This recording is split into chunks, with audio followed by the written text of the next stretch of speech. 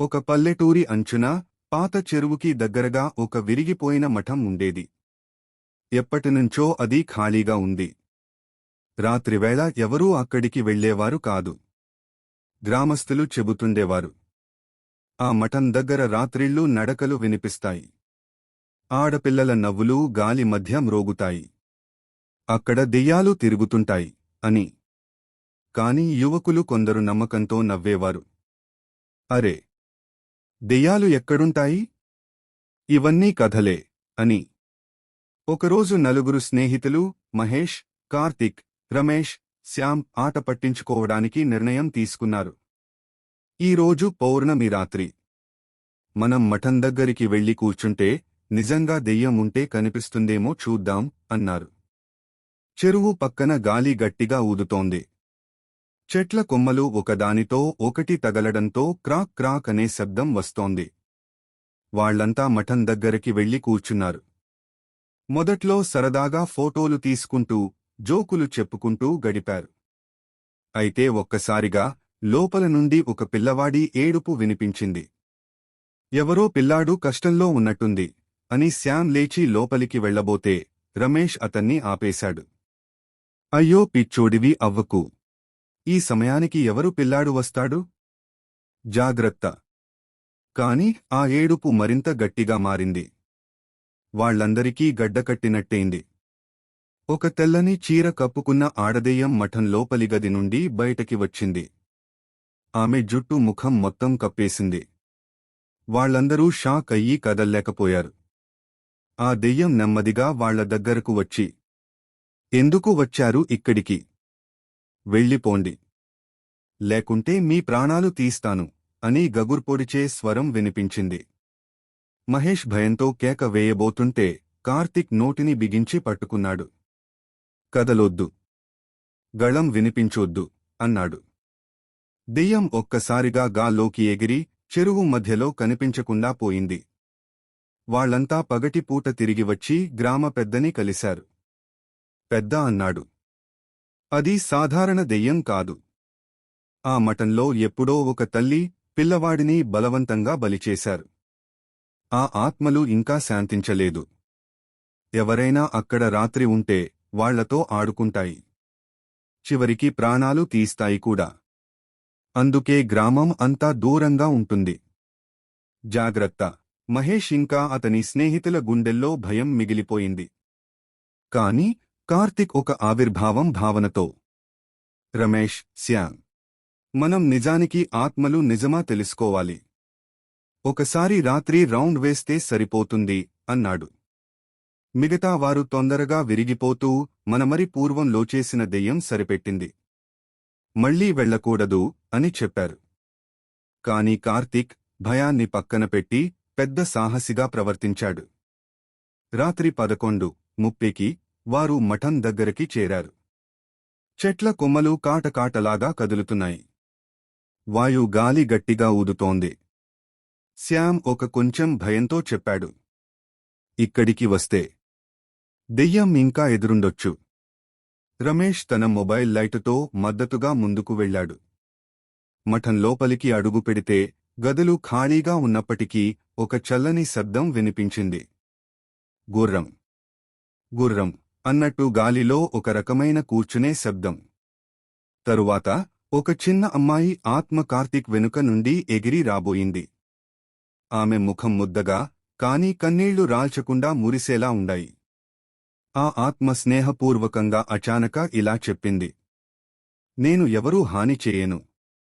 కాని మా మఠం దగ్గరలో రాత్రి ఉంటే భయపెడతాను. బయటికి వెళ్ళి నా కథ చెప్పాలి అని. మహేష్, రమేష్, శ్యామ్ ఒక్కసారిగా ఆత్మను చూసి భయంతో లేకపోయారు. ఆ అమ్మాయి ఆత్మ ఆ మఠంలో చనిపోయిన పిల్లవాడి ఆత్మ అని చెప్పింది. మనం ఇక్కడ రాత్రి తిరిగితే ఆత్మలు మనతో ఆటలాడతాయి. ఎవరైనా ఆత్మల భయం చూసి పారిపోతే ఆత్మలు వెంటడుగుతాయి. గుండె ధ్యాస, మతిలాటలు లాంటి శబ్దాలు చేస్తాయి అని సూచించింది. మిగతా యువకులు ఇప్పుడే అర్థం చేసుకున్నారు, ఆ మఠం రాత్రి రౌండ్ సాహసం కాదు. ఇది ప్రమాదకరం. ఆ ఆత్మ చివరిగా ఇలా చెప్పింది, నిజానికి మేము ఎవరూ హాని చేయలేం. కానీ మేము భయాన్ని సృష్టిస్తాము. ఎవరు దూరంగా ఉంటే వారి గుండెల్లో భయం తక్కువగా ఉంటుంది. ఈ కథను వినిపించండి. మరల రాత్రి రాకండి. అందువల్ల వాళ్ళు తక్షణం అక్కడి నుంచి పారిపోయారు మరియు మఠం దగ్గర మరల రాత్రి ఎవరూ రాకుండా జాగ్రత్త తీసుకున్నారు. మూడవ రాత్రి, పౌర్ణమి రాత్రి, యువకులు ఫోటో మరియు వీడియో తీసేందుకు నిర్ణయించుకున్నారు. కెమెరా, ఫ్లాష్ లైట్, మైక్రోఫోన్ అన్నీ తీసుకుని మఠం లోపలికి అడుగుపెట్టారు. గదిగా వెళ్ళినప్పుడు ఒక రహస్య తలుపు కనబడ్డది. దాన్ని మినహాయించలేక రమేష్ చేతితో తలుపు తట్టి చూశాడు. తలుపు ఘోరంగా ఉచ్చరిస్తూ ఒక చల్లని గాలి బయటకు వెలిసింది. లోపలికి చూసినప్పుడు చిన్న చిన్న పిల్లల బొమ్మలు, శూన్యమైన బిందువులు, చిన్న కుర్చీలు చుట్టూ పడ్డాయి. కార్తిక్ భయంతో అన్నాడు, ఇది మనం ఊహించని రహస్య గది. ఇక్కడ ఏదో శక్తి ఉంది. అప్పుడే చిన్న ఆత్మ పునఃప్రవేశించింది. ఆట ప్రారంభమవ్వింది. ఫ్లాష్ లైట్ ఫ్లికర్ అవుతుంది. కెమెరా రికార్డింగ్ లైన్లో హహహహ అనిపించే శబ్దం వినిపిస్తుంది. రమేష్ నోట్ చేసుకునే ప్రయత్నం చేస్తే పుస్తకం చెరగబడినట్టుగా అద్భుత శబ్దం వస్తుంది. మహేష్, శ్యామ్ మళ్లీ భయంతో కదలకపోయారు. ఆ ఆత్మ చిన్నగా నవ్వుతూ వారిని గది మూలల్లో తిరిగించేలా చేసింది. కార్తీక్ రికార్డింగ్ చూస్తే నిజానికి ఆ మఠంలో చిన్న పిల్లల ఆత్మలు ఎన్నో సంవత్సరాలుగా ఇక్కడ ఇబ్బంది పడ్డారని కనుగొన్నాడు. వీడియోలో చిన్న చేతులు, కన్నీళ్లతో ఆటలాడే చిత్రాలు, భయపెట్టే శబ్దాలు, మాయగీతలు స్పష్టంగా కనిపిస్తున్నాయి. రమేష్ ఒక్కసారిగా అరుస్తూ, మనకు ఇది సరిపోవడం లేదు. మేము ఇక్కడి నుండి వెళ్ళాలి. ఆత్మ చివరిగా ఇలా చెప్పింది. ఇక్కడ ఉన్న పిల్లల ఆత్మలు శాంతించలేదు.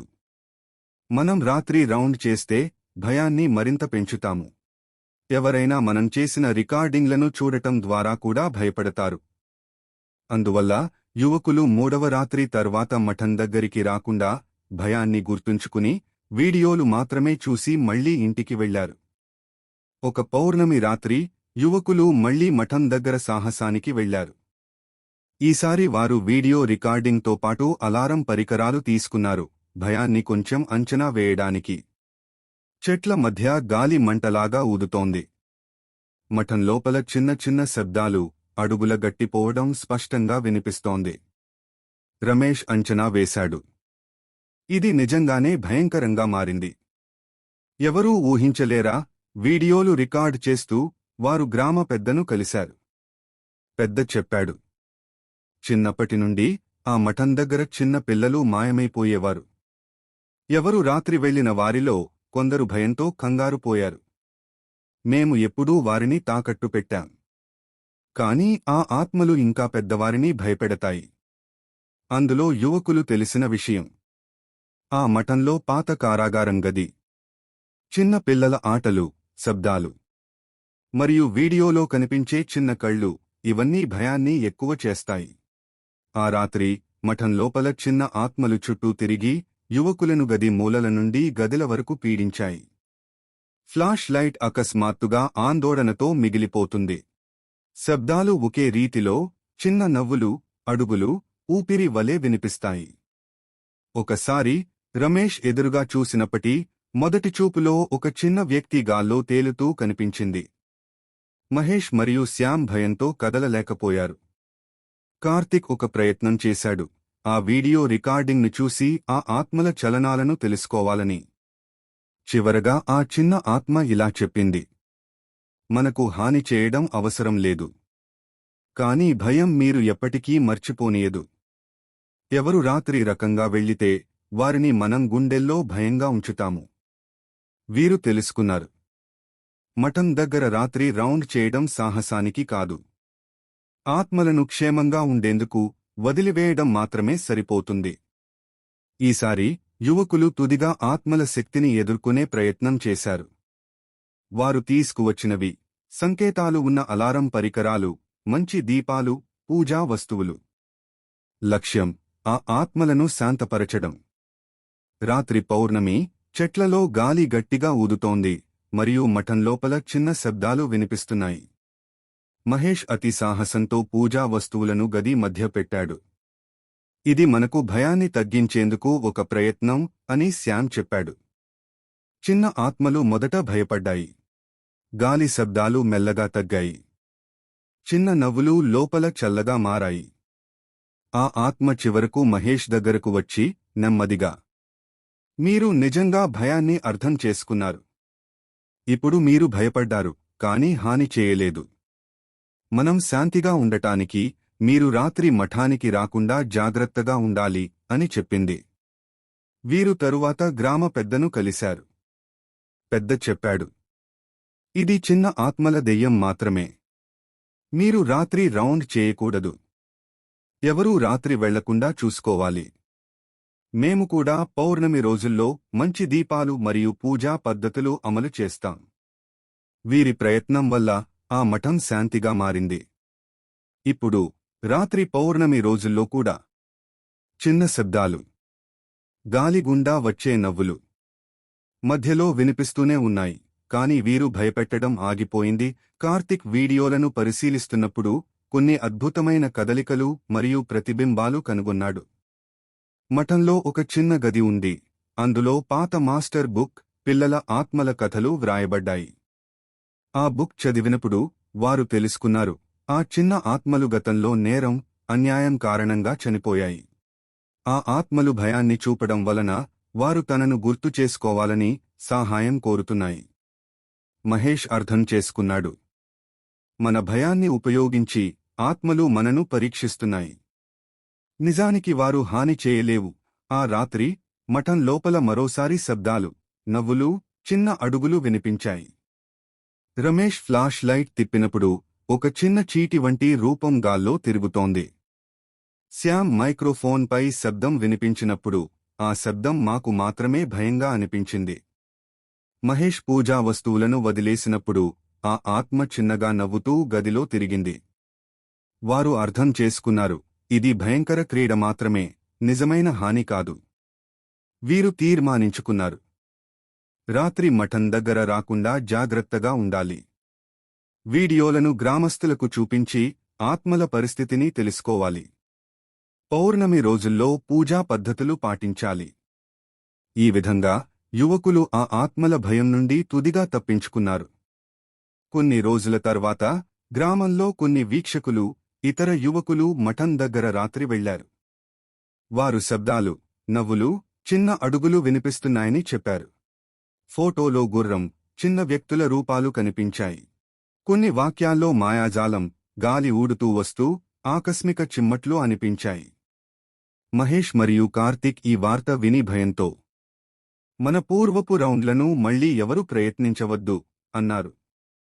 గ్రామ పెద్ద మాట్లాడుతూ, ఆ మఠం దగ్గర చిన్నపిల్లల ఆత్మలు భయంకరంగా ఉన్నా మనకు హాని చేయవు. కాని రాత్రి రౌండ్లు చేస్తే గుళికలు వస్తాయి. ఎవరు రాత్రి వెళ్లినా గుండెల్లో అనుకోని భయం, కలలు కనిపిస్తాయి. అంతేకాదు, పూర్వపు అనుభవం ఉన్నవారు రాత్రి చెరువుకు దగ్గర వెళ్లి తనిఖీ చేసినప్పుడు శబ్దాలు మరింత గట్టి మరియు వీడియోల్లో కనిపించేలా భయంకరంగా మారుతాయి. మహేష్, కార్తిక్, రమేష్, శ్యామ్ నిర్ణయించుకున్నారు, రాత్రి మఠం దగ్గర రాకుండా ఉండాలి.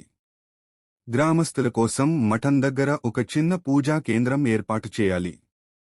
వీడియోలను మరియు రికార్డింగ్లను సురక్షితంగా భవిష్యత్తులో చూపించాలి. వారు తెలుసుకున్నారు, భయాన్ని పరిగణించడమే ఆత్మల శాంతికి మౌలికమైన మార్గం. రాజు, సునీల్, మానవ్ అనే ముగ్గురు మఠం రహస్యాలను రాత్రి రౌండ్ ద్వారా తెలుసుకోవాలని నిర్ణయించుకున్నారు. రాత్రి 12 గంటలకు వారు మఠం దగ్గర చేరుకున్నారు. చుట్టూ గాలి ఊదుతూ చెట్ల కాటకాటల శబ్దాలు వినిపించాయి. కొత్త యువకులు ఫోటోలు తీసేందుకు మైక్రోఫోన్, ఫ్లాష్ లైట్ సిద్ధం చేసుకున్నారు. రాజు భయంతో, నిన్ను నమ్మకంగా ఉంటే సరిపోతుందా? ఈ భయాన్ని నేరుగా చూడటం ఎంత కష్టమో. మఠం లోపల అడుగు పెట్టినప్పుడు చిన్న ఆత్మలు గాలి మధ్య తిరిగి వారి నవ్వులు, అడుగులు, శబ్దాలు వినిపించాయి. సునీల్ ఫోటో తీయగా చిన్న రూపం గాలి మధ్య కనిపించింది. మానవ్ మైక్రోఫోన్ తీసుకున్నప్పుడు గోప్యమైన శబ్దం, వెళ్ళిపో అనిపించింది. రాజు, భయంతో కదలలేక చిన్న ఆత్మల నవ్వులు మాత్రమే విన్నాడు. వారు అర్థం చేసుకున్నారు, ఆ ఆత్మలు ఇంకా పూర్వపు భయంకర ఆటలను కొనసాగిస్తున్నాయి. రాత్రి తర్వాత వారు గ్రామ పెద్దను కలిశారు. పెద్ద చెప్పాడు, ఆ మఠం వద్ద రాత్రి వెళ్లటం చాలా ప్రమాదకరం. చిన్న ఆత్మలు భయాన్ని చూపిస్తూ ఎవరైనా రాత్రి వెళ్లితే వారిని వెంటాడుతాయి. ఎవరూ రాత్రి వెళ్లకూడదు మరియు పౌర్ణమి రోజుల్లో పూజా దీపాలు పెట్టాలి.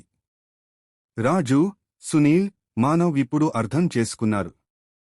భయాన్ని ఎదుర్కోవడం సాహసమే, కాని జాగ్రత్తలు తీసుకోవడం తప్పనిసరి. రాత్రి మళ్లీ మఠం వద్ద రాజు మైక్రోఫోన్ చేత పట్టుకుని ఆ శబ్దం రికార్డ్ చేశాడు. ఆ శబ్దం ఒక చిన్న పిల్లవాడి ఆత్మ శబ్దం అని రికార్డింగ్ స్పష్టంగా చూపింది. ఆ శబ్దం చెట్ల మధ్య గాలి, గదుల మూలల నుండి వస్తున్నట్టుగా అనిపించింది. సునీల్ భయంతో అడిగాడు, ఇది నిజంగా ఆ ఆత్మ శబ్దమా, లేక మన ఊహలు కలిసిన భయం మాత్రమేనా?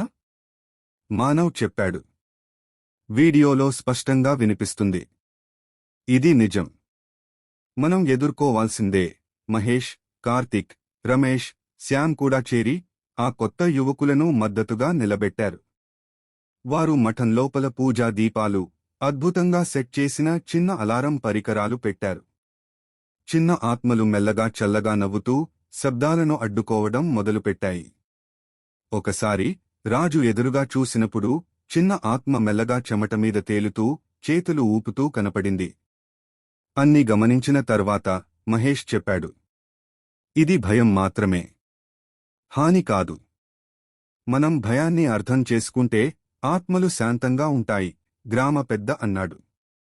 రాత్రి మఠం వద్ద రాత్రి వెళ్లటం పూర్తిగా నివారించాలి. పౌర్ణమి రోజుల్లో పూజా దీపాలు మాత్రమే పెట్టాలి. ఆ ఆత్మలు భయాన్ని చూపిస్తాయి, కానీ హానికరంగా కాదు. రాజు, సునీల్, మానవ్ అర్థం చేసుకున్నారు. రహస్యాన్ని తెలుసుకోవడం సాహసమే, కానీ జాగ్రత్తలు తప్పనిసరి. పౌర్ణమి రాత్రి గ్రామంలో పెద్ద పూజా కార్యక్రమం జరిగింది. మఠం దగ్గర పూజా దీపాలు, గంధం, మంత్రాలు ఏర్పాటు చేశారు. యువకులు మరియు గ్రామస్తులు కలిసి ఆ ఆత్మల కోసం శాంతి ప్రార్థన చేశారు. మహేష్ చెప్పారు, మన భయం, మన ఆలోచనలు, మన ప్రయత్నాలు, ఇవన్నీ ఆత్మలకు శాంతి ఇచ్చే మార్గం. ఇప్పుడు ఆ భయంకర ఆటలు ముగుస్తాయి. మధ్యలో చిన్న ఆత్మలు గాలి మధ్య మెరిసేలా, నవ్వు తీయకుండా ఒక్కసారిగా కనబడని స్థితిలోకి వెళ్ళిపోయాయి. గాలి చల్లగా, శబ్దాలు తగ్గాయి. మఠం సంపూర్ణ శాంతిలోకి మారింది. రాజు అర్థం చేసుకున్నాడు, ఇది భయం మాత్రమే కాదు, నిజానికి ఆత్మల గుండె మన భయాన్ని అర్థం చేసుకోవడం కోసం ఉంటుంది. శాంతి ఏర్పడిన తర్వాత భయం కూడా తగ్గిపోతుంది. ఆ మఠం తర్వాత గ్రామస్తులు పూర్వపు పూర్ణచంద్ర పూజా పద్ధతులు కొనసాగించారు. రాత్రి మరల ఎవరూ వెళ్లకపోవడం, భయంకర శబ్దాలను వినిపించనివ్వకుండా జాగ్రత్తలు తీసుకోవడం. ఇలా ఆ మఠం పరిసరాలు శాంతియుత వాతావరణంగా మారిపోయాయి. ఈ వీడియో ఇంతటితో ముగుస్తుంది. ఈ వీడియో మీకు నచ్చినట్లయితే మన ఛానల్ను సబ్స్క్రైబ్ చేయండి.